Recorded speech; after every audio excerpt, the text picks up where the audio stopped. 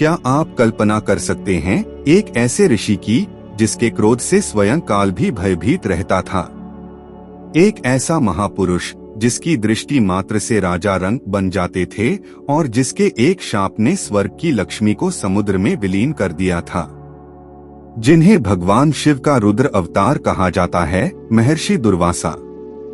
आज हम उनके जन्म के रहस्य से लेकर उनके उन चमत्कारों तक की बात करेंगे जिन्होंने रामायण और महाभारत तक की दिशा बदल दी। क्या वे वास्तव में केवल क्रोधी थे या उनके क्रोध के पीछे सृष्टि कल्याण का कोई गहरा गुप्त रहस्य छिपा था? आइए जानते हैं ब्रह्मांड के सबसे शक्तिशाली और रहस्यमय ऋषि की पूरी गाथा। क्या आप कल्पना कर सकते हैं एक ऐसे ऋषि की जिसके क्रोध से स्वयं काल भी भयभीत रहता था। एक ऐसा महापुरुष जिसकी दृष्टि मात्र से राजा रंक बन जाते थे और जिसके एक शाप ने स्वर्ग की लक्ष्मी को समुद्र में विलीन कर दिया था। जिन्हें भगवान शिव का रुद्र अवतार कहा जाता है, महर्षि दुर्वासा। आज हम उनके जन्म के रहस्य से लेकर उनके उन चमत्कारों तक की बात करेंगे जिन्होंने रामायण और महाभारत तक की दिशा बदल दी। क्या वे वास्तव में केवल क्रोधी थे या उनके क्रोध के पीछे सृष्टि कल्याण का कोई गहरा गुप्त रहस्य छिपा था? आइए जानते हैं ब्रह्मांड के सबसे शक्तिशाली और रहस्यमय ऋषि की पूरी गाथा। महर्षि दुर्वासा के जीवन का सबसे विस्तारवादी प्रसंग देवराज इंद्र के वैभव के पतन और समुद्र मंथन की आधारशिला रखने वाला वह श्राप है जिसने पूरी सृष्टि की नीति बदल दी।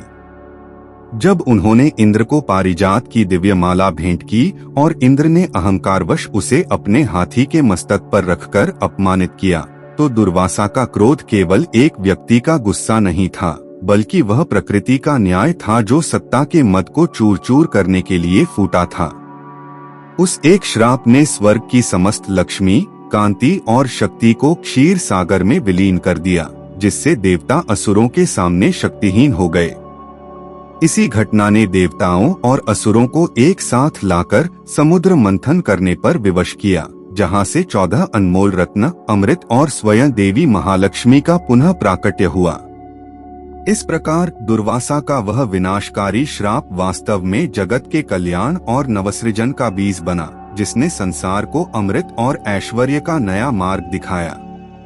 उनके जीवन का हर निर्णय एक विशाल दैवीय ब्लूप्रिंट का हिस्सा था, जैसे माता कुंती को दिया गया वह गुप्त वशीकरण मंत्र, जिसके बिना न तो युधिष्ठिर का जन्म संभव था, न भीम का और न ही गांडीवधारी अर्जुन का।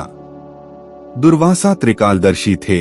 वे जानते थे कि द्वापर युग के अंत में धर्म की स्थापना के लिए देवताओं के अंशों को पृथ्वी पर उतरना अनिवार्य होगा, और उन्होंने कुंती की निस्वार्थ सेवा की परीक्षा लेकर उन्हें वह शक्ति प्रदान की जिसने महाभारत के युद्ध की नींव रखी और अधर्म का अंत सुनिश्चित किया।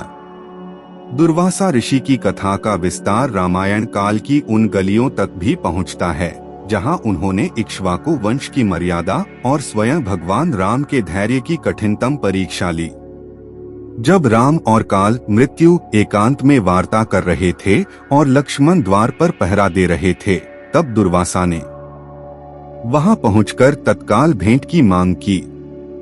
उन्होंने लक्ष्मण को श्राप देने की धमकी दी कि यदि उन्हें अंदर नहीं जाने दिया गया तो वे पूरी अयोध्या नगरी को भस्म कर देंगे। लक्ष्मण ने अपने नगर और कुल की रक्षा के लिए स्वयं की मृत्यु, राम की आज्ञा का उल्लंघन को स्वीकार किया। यह प्रसंग सिद्ध करता है कि दुर्वासा केवल क्रोध के प्रतीक नहीं, बल्कि काल के उस पहिए के समान हैं जो नियति के कठिन फैसलों को लागू करने के लिए कठोरतम मार्ग चुनते हैं। वहीं राजा अम्बरीश के प्रसंग में उन्होंने संसार को एक अद्भुत पाठ पढ़ाया कि अहंकार चाहे कितना भी बड़ा हो, एक सच्चे भक्त की सरलता और समर्पण के सामने उसे झुकना ही पड़ता है। जब सुदर्शन चक्र ने उनका पीछा किया तो वे ब्रह्मा, विष्णु और शिव तीनों के पास गए, परंतु अंततः उन्हें एक साधारण राजा और विष्णु भक्त अम्बरीश के चरणों में ही क्षमा मिली। इस घटना ने दुर्वासा के व्यक्तित्व में एक नई विनम्रता और भक्त की गरिमा के प्रति अगाध सम्मान का संचार किया। इसके अतिरिक्त शकुंतला को दिया गया उनका श्राप भी केवल दंड नहीं था, बल्कि वह नियति का एक गुप्त मोड़ था, जिसने दुष्यंत और शकुंतला के मिलन को तपस्या की अग्नि में तपाकर भरत जैसे चक्रवर्ती सम्राट के जन्म का मार्ग प्रशस्त किया, जिनके नाम पर हमारे देश का नाम भारत पड़ा। महर्षि दुर्वासा का अस्तित्व मृत्यु या अंत जैसे तुच्छ शब्दों से परे है, क्योंकि वे उन 7 चिरंजीवी महामुनियों में श्रेष्ठ हैं जो समय के बंधनों को तोड़ चुके हैं। उन्हें कल्पांतकारी ऋषि कहा जाता है, जिसका अर्थ है कि वे सृष्टि के विनाश और पुनर्निर्माण के साक्षी रहेंगे। वे आज भी सूक्ष्म शरीर धारण कर गंधमादन पर्वत, हिमालय की अगम्य गुफाओं और नर्मदा के तटों पर अदृश्य रूप में विचरण करते हैं। उनकी अमरता का रहस्य उनकी अष्टांग योग शक्ति और रुद्र चेतना में छिपा है, जिसने उन्हें भूख, प्यास, सर्दी, गर्मी और काल के प्रभाव से मुक्त कर दिया है। वे कलयुग के अंत तक जीवित रहेंगे और शास्त्रों के अनुसार जब भगवान विष्णु का कल्कि अवतार होगा, तब महर्षि दुर्वासा एक मार्गदर्शक और गुरु के रूप में पुनः प्रकट होकर धर्म की अंतिम स्थापना में अपनी भूमिका निभाएंगे। उनका संपूर्ण चरित्र हमें यह गंभीर शिक्षा देता है कि सत्य का मार्ग तलवार की धार पर चलने के समान है, जहां थोड़ी सी भी असावधानी विनाश का कारण बन सकती है। दुर्वासा का क्रोध बुराई के प्रति एक प्रहार था और उनका आशीर्वाद मोक्ष का द्वार। वे एक ऐसे तपस्वी हैं जो संसार के कोलाहल में रहकर भी उससे पूर्णतः निर्लिप्त हैं और जिनका हर एक उग्र शब्द वास्तव में सोई हुई मानवता को जगाने के लिए एक शंखनाद है। उनकी गाथा वीरता, अखंड तपस्या, कोप और असीम करुणा का एक ऐसा महाकुंभ है जो हर युग में मनुष्य को चेतावनी देता है कि अहंकार का पतन निश्चित है और केवल ज्ञान व भक्ति ही शाश्वत हैं। महर्षि दुर्वासा की यह अनंत गाथा हमें एक बहुत बड़ा जीवन मंत्र सिखाती है कि कभी कभी बड़े निर्माण के लिए भीषण विनाश आवश्यक होता है और परम आशीर्वाद प्राप्त करने के लिए अग्निपरीक्षा अनिवार्य है। क्या आपको लगता है कि आज के स्वार्थी और अहंकारी युग में समाज को दुर्वासा जैसे किसी कठोर अनुशासनप्रिय मार्गदर्शक की आवश्यकता है, जो शक्तिशाली लोगों को उनकी सीमाओं का ज्ञान करा सके? क्या उनका प्रचंड क्रोध वास्तव में एक अभिशाप था या वह संसार को अंधेरे से उजाले की ओर ले जाने का एक कड़वा लेकिन सच्चा तरीका?